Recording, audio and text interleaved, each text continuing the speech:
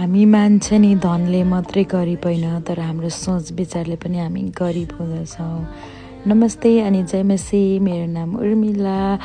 आजकल चाहिँ मलाई खानेकुराहरू धेरै पकाउनु मनपर्छ। खासमा चाहिँ म पहिलादेखि नै पकाउँथेँ, तर धेरै पटक घरमा बस्नु भइरहेको हुँदिनँ थिएँ नि त।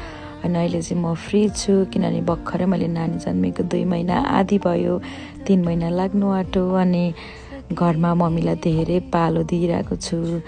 अनि श्रीमान बाहिर कमाउनु जान्छन्, आफ्नो चाहिँ घरमा खानाहरू पकायो। नानीहरू कहिलेकाहीँ त नानी हेरेर पनि मलाई वाक्क लाग्छ, अनि मम्मीलाई नानी हेर्नु दिन्छु, अनि म चाहिँ खानाहरू पकाउँछु। त्यसो गर्दा मैले पनि हात फेरेर खाँदा मलाई पनि खुसी, मैले पनि हात फेरेर मम्मीलाई पकाएर खुवाउँदा मम्मी पनि खुसी। अनि आज चाहिँ मैले भ्याजी चाउमिन बनाएँ।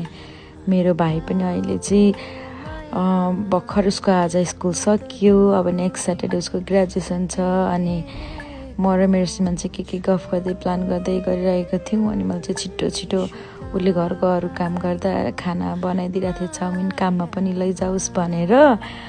अनि हेर्नु न, मैले घरमा भएको जति चाहिँ जे पाए त्यही हालेर चाउमिन बनाएँ। अनि यसरी छिटो छिटो गरिरहेको थिएँ। मेरो भ्याजी चाउमिन चाहिँ यस्तो देखियो, एकदम धेरै सिम्पल, तेलहरू चिप्लोहरू धेरै नहालिकन। किनभने मेरो श्रीमान चाहिँ त्यस्तो मन पर्दैन, उसले नेपाली खानेकुरा मजाले खान्छन्, तर एकदम सिम्पल एकदम साधारण बनाउँछु। अनि उसले त्यस्तै नै मन पराउँछन्, त्यसरी खान्छन्। हेर्नुहोस् त साथीहरू, मैले एक पनि अन्डा पनि हालिवरी भ्याजी चाउमिन बनाएँ। अनि भरे बनाएर चाहिँ छिटो छिटो चाहिँ मैले प्लेटमा पनि हालिहालेँ। ठ्याक्कै यसरी बनाएपछि हेर्नुहोस् है त साथीहरू मेरो प्लेटमा।